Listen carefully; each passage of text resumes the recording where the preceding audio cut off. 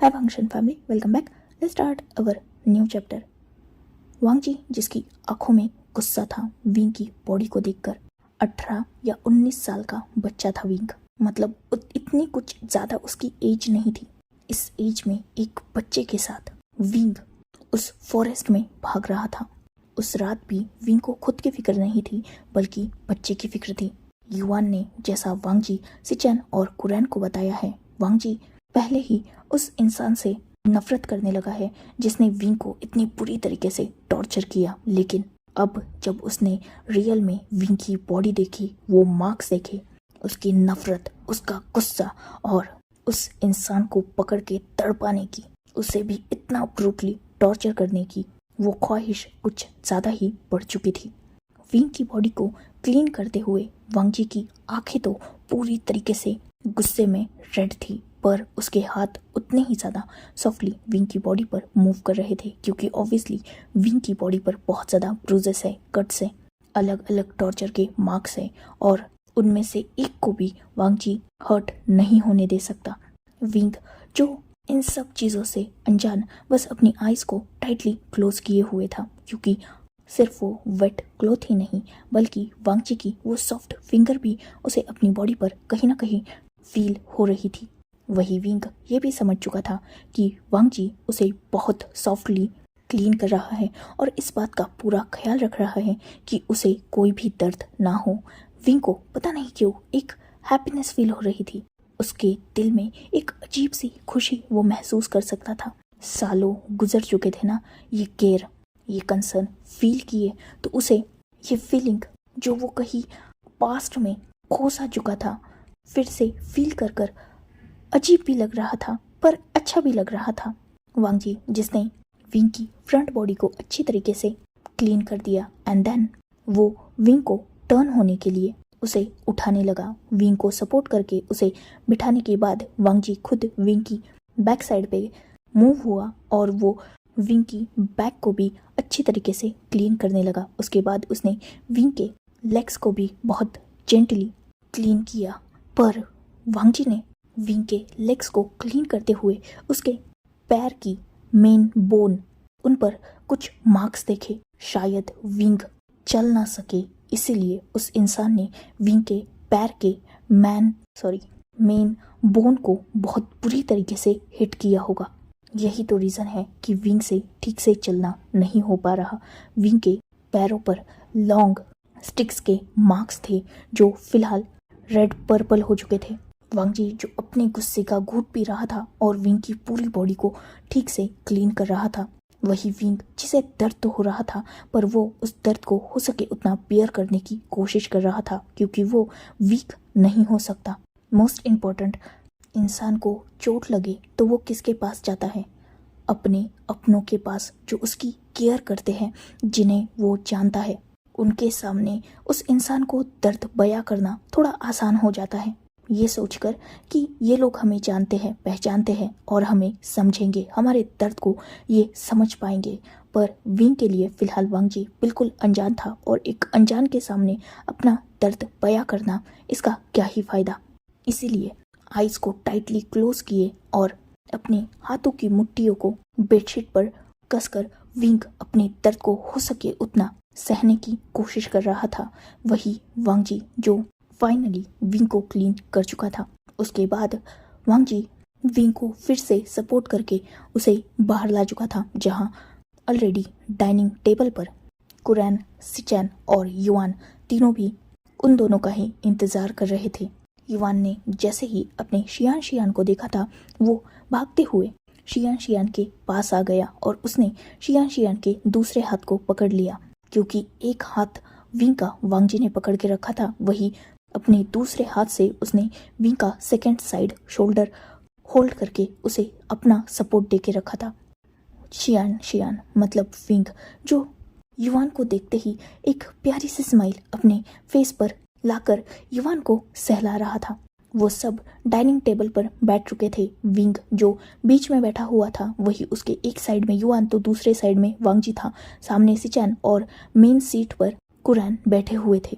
Curran जो युवान को फीडिंग करा रहे थे। वही युवान ऑलरेडी जानता था कि उसके शियान बहुत ज़्यादा इंजर्ड है, इसलिए वो कोई भी परेशानी अपने शियान को नहीं होने दे सकता था, क्योंकि सिचान ने, कुरैन ने, वांगजी ने भी उसे समझा दिया था कि उसे शियान का ख्याल रखना है, उसे बॉर्डर नहीं करना, वरना वो और भी डीपली हर्ट हो जाएंगे। और इस बात को युवान समझता था। उसने खुद देखा था यार, अपने शियान को अपनी आंखों के सामने पिटते हुए, उसे इंजर्ड होते हुए, उसे चीखते हुए, चिल्लाते हुए, दर्द में तड़पते हुए। वो भले ही छोटा था, पर उस बच्चे ने एक टफ सिचुएशन फेस की थी, तो वो अब अपने शियान को हैप्पी देखना चाहता था। अगर उसे दर्द होगा, ऐसा कोई भी काम युवान करना ही नहीं चाहता था, और ना वो कर रहा था।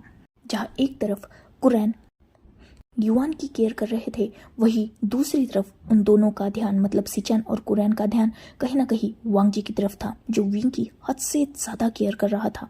साथ ही वांगजी की आंखों को देखकर ही वो दोनों भी समझ चुके थे कि वांगजी बहुत ज़्यादा गुस्से में है, पर वो इतना गुस्से में है क्यों, ये बात वो दोनों समझ नहीं पा रहे। और इतने गुस्से में होने के बावजूद आज वांगजी खुद को इतना काम किए कैसे हैं, क्योंकि ऑब्वियसली वांगजी एक शांत पर्सन है। वो अपना गुस्सा बहुत कंट्रोल करके रखता है, पर अगर एक बार उस गुस्से की हद टूट गई तो लैंड मेंशन पूरी तरीके से वो डिस्ट्रॉय करके रखता है। वांगजी जो हो सके उतना खुद को काम करने की कोशिश ही करता रहता है, पर उसका गुस्सा भी बहुत ज़्यादा खतरनाक है। और आज वांगजी की आंखों में देखकर ही कुरैन और सिचान समझ चुके थे कि वांगजी बहुत मुश्किल से अपना गुस्सा कंट्रोल कर रहा है, क्योंकि उसकी रेड आइज, स्टिफ फेस और उसके हाथों की पकड़ जो चॉपस्टिक पर थी वो कितनी टाइट थी, इस बात को सिचान और कुरैन समझ भी सकते थे और देख भी सकते थे। पर वही दूसरी तरफ उसका गुस्सा विंग और युवान नहीं समझ पाए थे। ऑब्वियसली विंग तो अपनी हेड को डाउन किए ही खा रहा था, वांगजी उसे जो सर्व कर रहा था, विंग उन सारी चीज़ों को खा रहा था। और अगर विंग को वो नहीं पसंद आ रहा था तो वांगजी देख सकता था कि विंग कितना क्यूटली मुंह बना रहा है। वो कभी पाउट करता, कभी अपना मुंह चिढ़ाता। विंग वांगजी को रोक तो नहीं रहा था, पर वांगजी विंग के फेशियल एक्सप्रेशंस को नोटिस करके उसे खाना दे रहा था। अब तक वांगजी समझ चुका था कि विंग को कैप्सिकम बिल्कुल पसंद नहीं है, इसीलिए अब उसने विंग को जो पसंद है वो उसके मुंह को देखकर उसकी प्लेट में रखना स्टार्ट किया और बाकी चीज़ें वो निकाल रहा था। ऐसे ही वो अपना डिनर कंप्लीट करते हैं। वांगजी फिर से विंग को अपने सपोर्ट से उसके रूम में जाकर लेटा देता है। उसे अच्छे से मेडिसिन देकर उसे सुलाने के बाद रूम की लाइट ऑफ करके वांगजी बाहर आ चुका था। वही युवान को कुरैन ने और सिचान ने सुला दिया था। युवान विंग के पास नहीं रुक रहा था, इनफैक्ट वो आज सिचान के रूम में सोने वाला था। ऑब्वियसली युवान, सिचान, कुरैन या वांगजी, इन तीनों में से ही किसी न किसी के रूम में सोता था। आज तो वो शियान मम्मा के साथ, मतलब शियान के साथ सोना चाहता था, पर इन तीनों ने उसे बता दिया था कि शियान इंजर्ड है, और अगर विंग को नींद में युवान ने हिट कर दिया तो शियान और भी ज़्यादा दर्द में होगा। इसीलिए युवान भी मान चुका था और वो सिचान के रूम में सो चुका था। वही सिचान और कुरैन दोनों भी वांगजी का इंतज़ार कर रहे थे, क्योंकि उन्हें वांगजी से बात करनी थी। इतना गुस्सा होने का रीज़न जो जानना था। वांगजी जो अपने रूम में पहुंच चुका था, ये बात जैसे ही कुरैन ने देखी, वो सिचान को भी वांगजी के रूम में ही लेकर जा चुके थे। वांगजी के रूम का डोर लॉक करने के बाद, क्योंकि ऑब्वियसली वो रूम साउंड प्रूफ थे, वांगजी जो अब अपने गुस्से को कंट्रोल नहीं कर पाया था, उसने पूरे रूम की चीज़ों को तोड़ना स्टार्ट कर दिया। वही सिचान और कुरैन साइड में काउच पर बैठे हुए थे और वो वांगजी के गुस्से का कम होने का इंतजार कर रहे थे, क्योंकि वो जानते थे अगर वो बीच में भी बोलेंगे तो वांगजी उन पर भी गुस्सा ही करेगा। इससे अच्छा है कि इसे तोड़फोड़ करने दो और बाद में बात करेंगे। वांगजी जब करीबन आधे 1 घंटे तक अपने रूम का पूरा हुलिया बदल के रखता है, तब कहीं वो शांत होता है। सारी चीज़ें इधर उधर गिरी हुई थी। वही कुरैन और सिचान शांति से बैठे हुए थे। जब वो देखते हैं कि वांगजी अब शांत होकर बेड पर बैठ चुका है, तब वो एक दूसरे की तरफ देखते हैं और नोट करते हैं। वांगजी अब बताओगे क्या हुआ है? कुरैन, जिन्होंने बहुत कामिंगली वांगजी से ये सवाल किया था। जानवर से भी गया गुजरा है वो इंसान। उसे कितना मारा है उसने, कितनी बुरी तरीके से हर्ट किया है उसे। उसके हाथों पर, पैरों पर, पूरी ऑल ओवर बॉडी पर डीप कट्स है। स्टिक्स के मार्क्स, बेल्ट के मार्क्स। इतना ही नहीं, विंग भाग ना पाए इसीलिए उस इंसान ने विंग के पैरों को भी कितनी बुरी तरीके से हर्ट किया है। उसकी पूरी बॉडी इंजर्ड है, नॉर्मल मार्क नहीं है वो। किसी ने हैवानियत की है उसके साथ। उसके हाथों पर, पैरों पर निशान है जैसे उसे बहुत टाइटली बांधा गया हो। साथ ही उसकी नेक पर, चेस्ट पर खरोचने के मार्क है, जैसे युवान ने बताया किसी ने उसके साथ फोर्स करने की ट्राई की है। कोई इतना बदतर कैसे हो सकता है? कितना मासूम चेहरा है उसका। डर चुका है वो, सहम चुका है, इसीलिए हम लोगों पर यकीन नहीं कर रहा और हमें कुछ भी बता नहीं रहा। उसकी आंखें, वो आंसू जो वो आज मुझसे छुपा रहा था, मेरे हाथ कांप रहे थे जब मैंने उसे क्लीन किया और वो दर्द को छुपा रहा था। उसने अपने मुंह से एक आवाज भी नहीं निकाली। उसकी वो टाइट ग्रिप जो उस बेड पर थी, कितना दर्द हो रहा होगा उसे। कैसे सह रहा है वो ये सब कुछ? मार डालूंगा मैं, मार डालूंगा उस इंसान को जिसने उसे हर्ट किया है। उसे भी उतना ही दर्द मिलेगा, नहीं उसकी डबल दर्द मिलेगा। तड़पा तड़पा के मारूंगा उसे। भीख मांगेगा वो मेरे सामने अपने मौत की, तब जाकर कहीं मुझे सुकून मिलेगा। वांग जी, जिसकी आंखों में आंसुओं की एक हल्की सी परत आ चुकी थी, उसका पूरा फेस और बॉडी रेड हो चुकी थी गुस्से की वजह से। इनफैक्ट वो कांप रहा था। उसकी आवाज में वो दर्द और उसी के साथ साथ गुस्सा कुरैन और सिचैन भी महसूस कर पा रहे थे। कुरैन और सिचैन अब तक शांत थे, पर जब वांग जी की बात कंप्लीट हुई थी और वो देख सकते थे कि वांग जी कितनी बुरी तरीके से गुस्से में है, इनफैक्ट वो खुद की बॉडी को कंट्रोल नहीं कर पा रहा, उसकी बॉडी शिवर कर रही है। वो दोनों भी अपनी जगह से उठ चुके थे। वांग जी के दोनों साइड में बैठने के बाद वो दोनों भी वांग जी के एक एक हाथ को होल्ड कर लेते हैं, क्योंकि वांग जी ने अपने दोनों हाथों की बहुत टाइटली मुट्ठियां कस ली थी। इनफैक्ट इतनी बुरी तरीके से कि वांग जी के खुद के नेल्स ही उसकी हाथ में गड़ रहे थे। हल्की सी ब्लीडिंग भी स्टार्ट हो चुकी थी। कुरैन और सिचैन दोनों भी वांग जी के उन हाथों को रिलीज करते हैं और अपने हाथों को वांग जी के हाथों में इंटेंगल करते हुए उसे संभालने लगते हैं। ऑब्वियसली उन्होंने भी जब युवान के मुंह से वो सब कुछ सुना था, उन्हें भी बहुत दर्द हुआ था, पर अब जब वांग जी ने विंग की कंडीशन बताई तो उन्हें और भी ज़्यादा विंग का पेन फील हो रहा था। वांग जी, अगर उस इंसान को ढूंढना है तो विंग को यकीन दिलाना होगा, उसे ये समझाना होगा कि हम तो तीनों भी उसका अच्छा चाहते हैं और उसके साथ कुछ भी गलत नहीं होने देंगे और ना ही खुद करेंगे। जैसा कि तुमने बताया, वो हम पर इतनी आसानी से यकीन भी नहीं करेगा, इसलिए फिलहाल अपना गुस्सा संभालो वांग जी। कोशिश करो उसे यकीन दिलाने की, उसे कन्विंस करो और उसके बाद एक बार जब वो हमें उस इंसान का नाम बता देगा तो चाहे वो इंसान कोई भी हो, कितना भी पावरफुल हो या कितना भी रिच हो, हम उसे ढूंढेंगे और जैसा कि तुम चाहते हो बिल्कुल वैसा ही होगा उस इंसान के साथ। पर उससे पहले हमें विंग का ख्याल रखना है, साथ ही युवान का भी, क्योंकि युवान भी डरा हुआ है वांग जी। फिलहाल विंग से उस इंसान के बारे में कुछ भी पूछो मत, बस उसे हमें अपनी हरकतों से ये कन्विंस कराना होगा कि हम उसका अच्छा चाहते हैं और उससे भी पहले हमें उसे कन्विंस करना होगा यहाँ रहने के लिए। उसे हमें अपने साथ रखना होगा। जब वो हमारे साथ रहेगा तब जाकर उसे हम पर यकीन भी होगा और धीरे धीरे उसके करीब जाने की कोशिश करो। उसे समझो, कुछ बातें उसे समझाओ, उसकी केयर करो, तब जाकर कहीं वो तुम्हें समझेगा और तुम्हारी फीलिंग्स को अंडरस्टैंड करेगा। जैसे ही ये लास्ट की बात सिचैन ने कंप्लीट की थी, वांग जी जो तुरंत सिचैन की तरफ देखने लगा था, सिचैन जो वांग जी को बस नोट करते हैं। तुम्हारी आंखों में उसके लिए क्लियरली फीलिंग्स नजर आ रही है वांग जी, और तुम चाहकर भी उसे छुपा नहीं पा रहे। जैसे ही कुरैन ने ये बात बोली थी, वांग जी सिचैन से अपनी नजरें हटाकर कुरैन की तरफ देखने लगा था। वांग जी, पर एक बात मत भूलना, युवान उसका बेटा है और अगर उसका बेटा है तो ऑब्वियसली उसकी वाइफ भी होगी। तुम उसके लिए फील करते हो ये समझा जा सकता है, पर अगर फ्यूचर में उसकी वाइफ उसके पास आ गई जैसा कि उन दोनों के साथ हुआ है तो शायद उस इंसान ने विंग की वाइफ को भी या तो ट्रैप करके रखा होगा या फिर ये बहुत बड़ी मिस्ट्री भी हो सकती है। आगे अगर विंग की लाइफ में उसकी वाइफ वापस आती है और वो सब साथ रहना चाहे, मतलब विंग, उसकी वाइफ और युआन, तो तुम्हें अपनी फीलिंग्स को कंट्रोल भी करना होगा।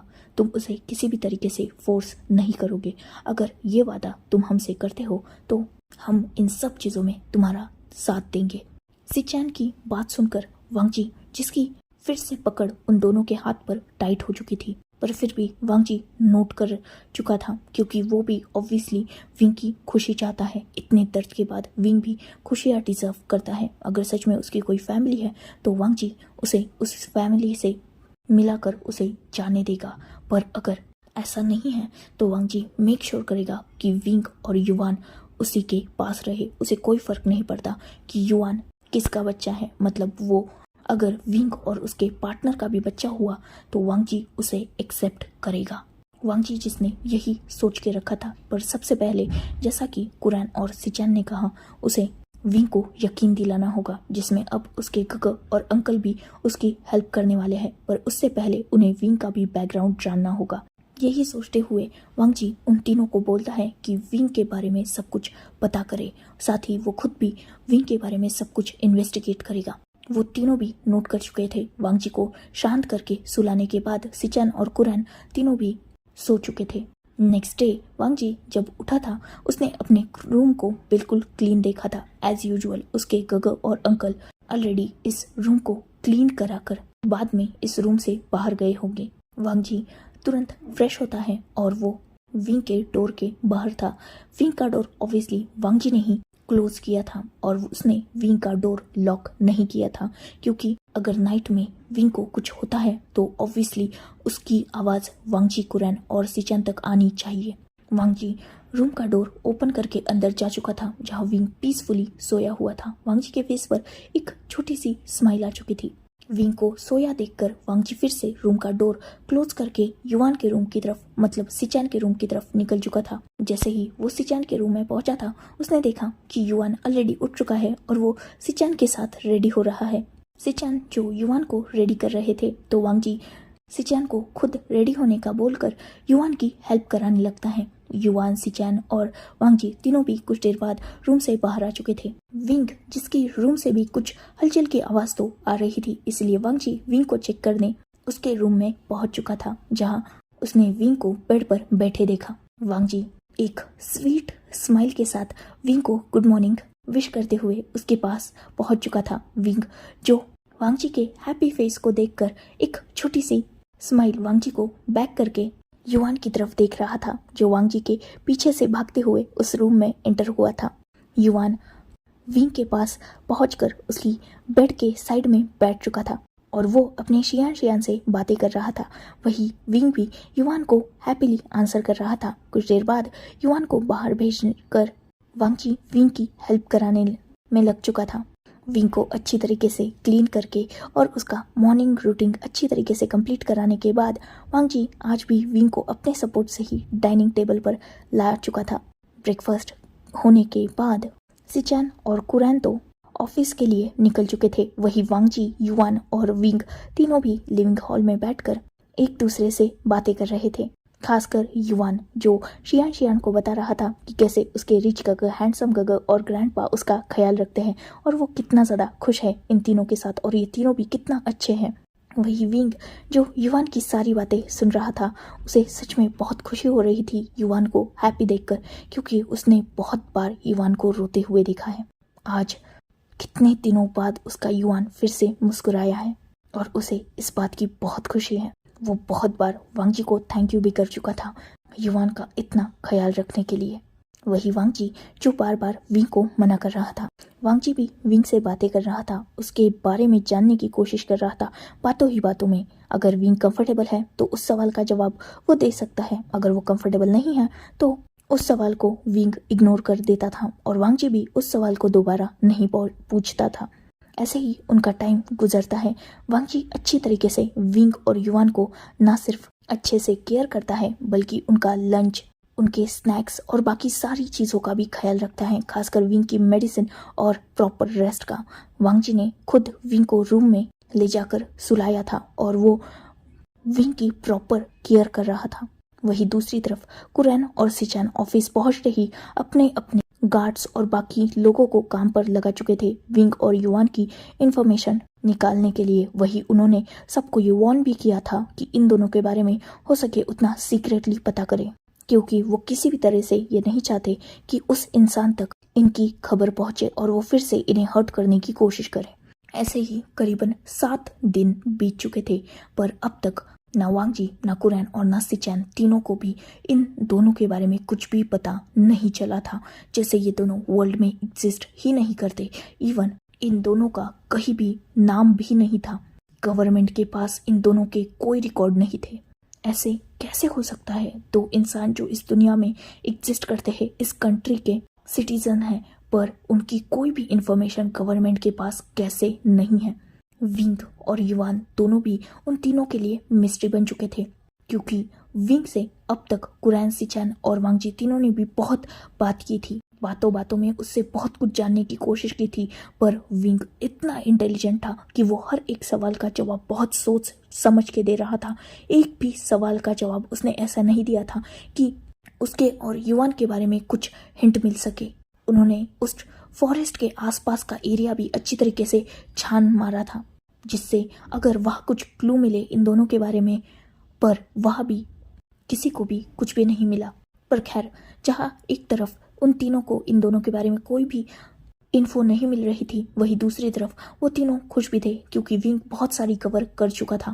अब उससे ठीक से चलना तो भी हो रहा था और वो छोटे मोटे काम अपने खुद ही करने लगा था, जैसे खुद फ्रेश होना, चेंज करना, खाना खाना, ये सारी बेसिक चीज़ें अब विंग खुद से करने लगा था। पहले उससे वो भी नहीं हो रही थी, पर अब डॉक्टर ने भी उसे अच्छी तरीके से एग्जामिन करके ये बता दिया था कि वो फिट हो रहा है, और ऐसे ही अगर वो हेल्दी एटमॉस्फेयर में हैप्पीली रहा तो वो बहुत जल्द रिकवर कर जाएगा। साथ ही युआन भी बिल्कुल नॉर्मल हो चुका था। विंग जो अब यहाँ इन लोगों के साथ करीबन 15 दिनों के आसपास से रह रहा था, मतलब पहले उसका एक्सीडेंट हुआ, उसके बाद तो वो बेहोश था कुछ दिन, और जब से उसे होश आया था उन सारे दिनों को मिलाकर करीबन 15 से 16 दिन हो चुके थे। तो विंग को अब अजीब लग रहा था। ऑब्वियसली वो रिकवर कर रहा है, उससे चलना विलना हो रहा है, तो वो अब इन लोगों पर बोझ नहीं बनना चाहता था।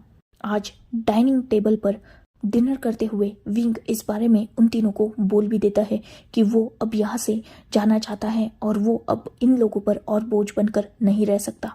जैसे ही ये बात हुई थी, कुरैन, सिचैन, वांग जी और साथ ही युआन का भी मुंह लटक चुका था, क्योंकि युआन भी अब इन तीनों को छोड़कर नहीं जाना चाहता था।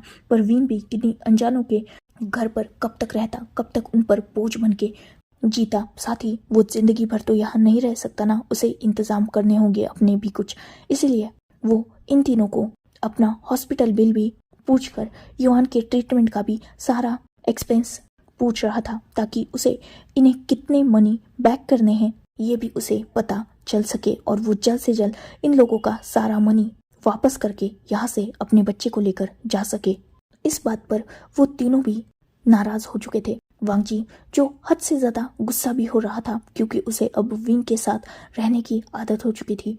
विंग की केयर करना, विंग का वो स्माइली फेस, उसका वो स्वीटली बातें करना, कहीं ना कहीं पहले तो वांग जी सिर्फ विंग से अट्रैक्ट था, बट अब वो अपनी फीलिंग्स को क्लियरली वर्ड में डिस्क्राइब कर रहा था। कुरैन और सिचैन को तो उसने क्लियरली कह दिया था कि वो युआन को अडॉप्ट करने के लिए रेडी है और विंग के साथ वो शादी करेगा, क्योंकि वो विंग से प्यार करता है। अब प्यार ये वर्ड जानकर कुरैन और सिचैन को टेंशन आ चुका था, क्योंकि अब तक विंग की कोई इन्फॉर्मेशन उन तीनों के हाथ नहीं लगी थी।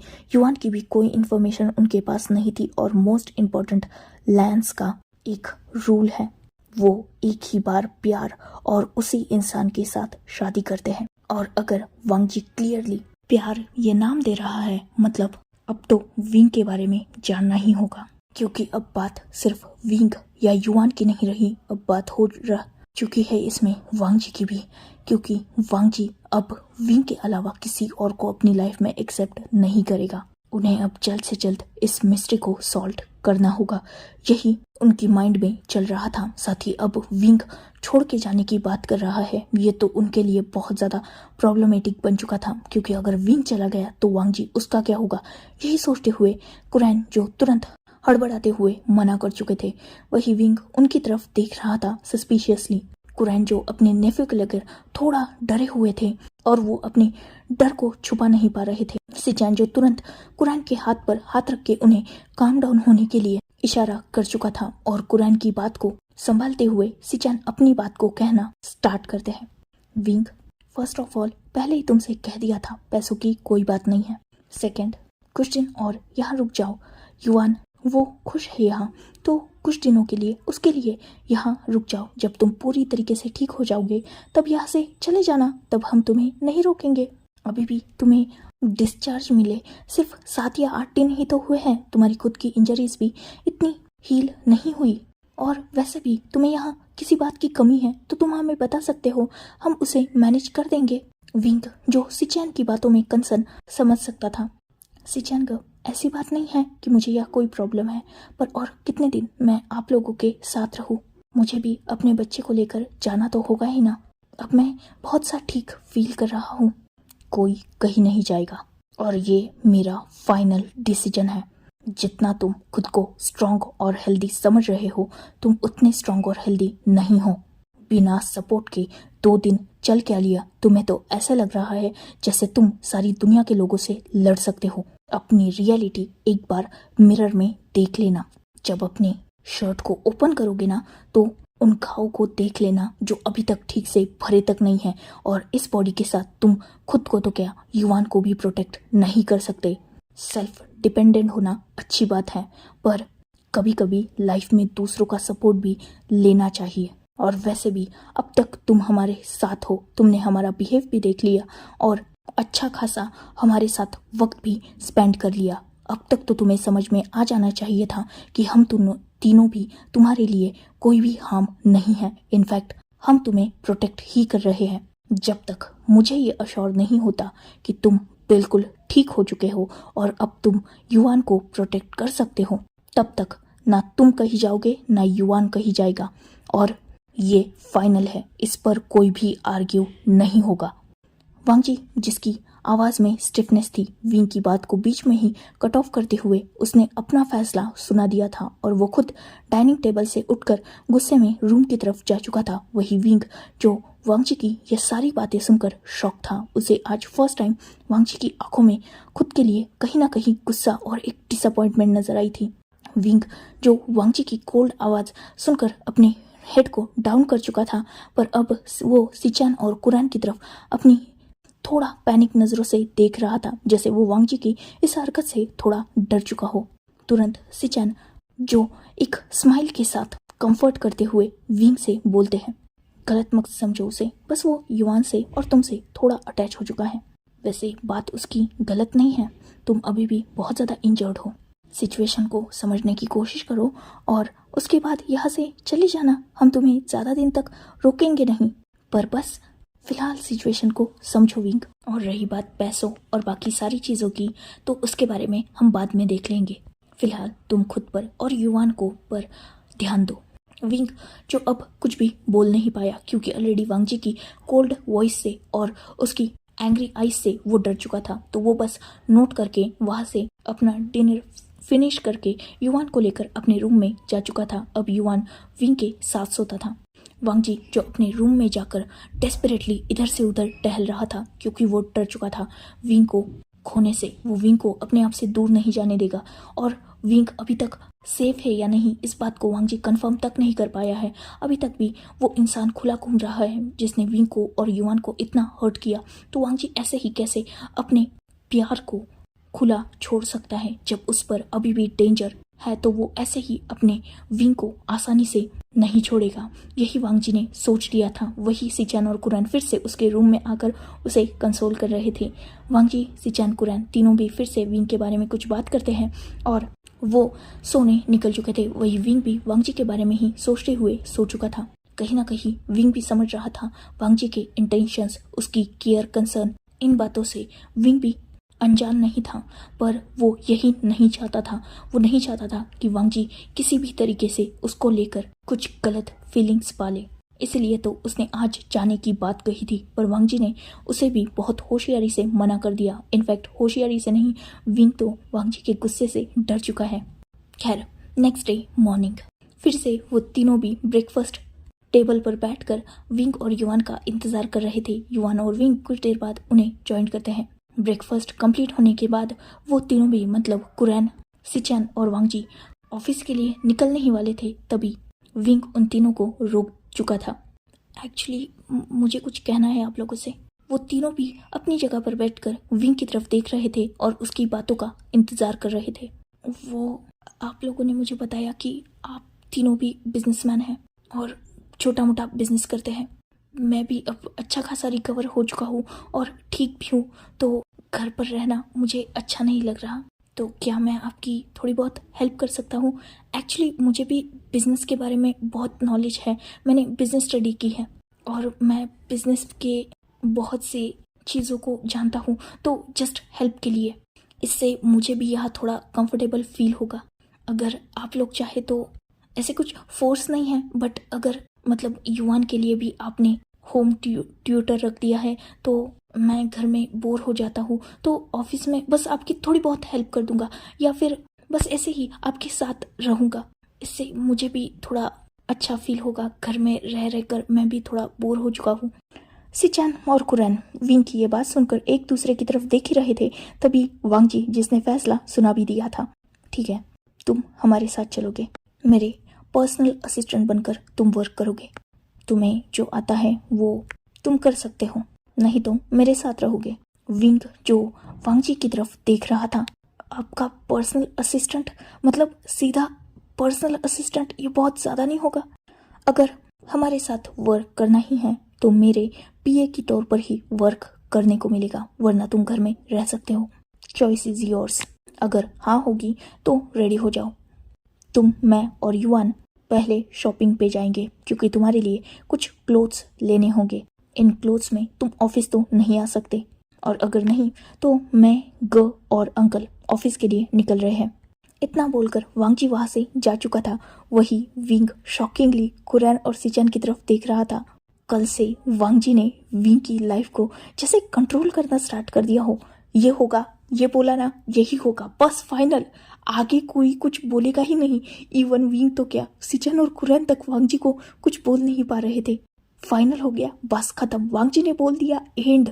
उस बारे में बाद में डिस्कशन होगा ही नहीं। सीधा वो फैसला होता है या सीधा ऑर्डर होता है जिसे इन चारों को मानना ही है। तो विंग भी मान चुका था। युवान को रेडी करके विंग भी लिविंग हॉल में आ चुका था, जहां वांग जी, कुरैन और सिचन उसी के फैसले का इंतजार करने के लिए बैठे हुए थे। विंग जो युवान के साथ वांग जी के सामने आकर खड़ा हो चुका था।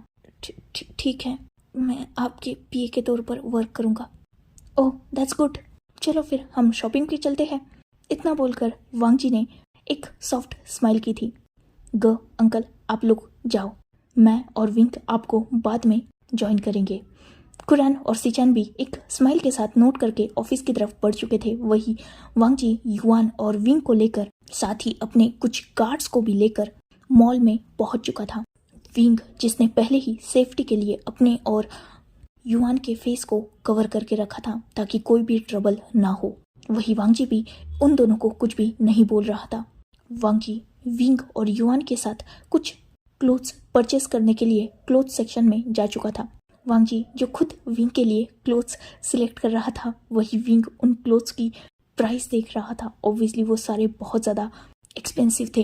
विंग उन क्लोथ्स को अफोर्ड तो कर सकता था, पर फिलहाल वो जो मनी स्पेंड कर रहा था वो वांग जी का था, ना कि उसका खुद का। इसीलिए वो वांग जी को मना कर रहा था इतने एक्सपेंसिव क्लोथ्स बाय करने के लिए। पर वांग जी वो कहाँ मानने वाला था। उसे जो पसंद आ रहा था, जो ऑफिस वेयर था, जो कुछ भी उसे दिल को पसंद आ रहा था, वो उसे पकड़ रहा था और अपने गार्ड्स के हाथों में थ्रो कर रहा था और उन सारे बैग्स को पैक करने के लिए बोल रहा था।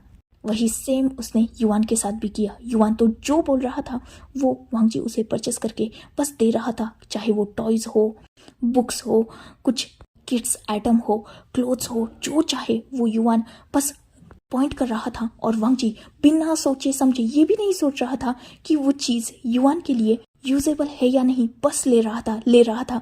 शॉपिंग मॉल में वो तीनों भी खाली हाथ गए थे, पर बाहर आते हुए वांग जी के खुद के हाथ में बहुत सारी बैग्स थी और बाकी बैग्स उसके गार्ड्स ने कैरी करके रखी थी। इवन वांग जी की पूरी कार उन शॉपिंग बैग से भर चुकी थी, उसकी पूरी बैक साइड टोटली पैक हो चुकी थी और युआन फिलहाल विंग के साथ पैसेंजर सीट पर बैठा हुआ था। विंग की लैब में वही वांग जी ड्राइव कर रहा था। वांग जी अपने साथ विंग को जब लेके आया था तभी बहुत सारे गार्ड्स उसने अपॉइंट कर दिए थे, क्योंकि वो नहीं जानता था कि विंग जिस इंसान से बचकर भाग रहा है वो कितना पावरफुल है, और विंग और युआन के बारे में वो कोई भी रिस्क नहीं लेना चाहता था, इसलिए वो बहुत सारे गार्ड्स कैरी कर रहा था। So enough for today. Let's take a break. Next chapter in next video. If you like my explanation, like, comment and subscribe my channel.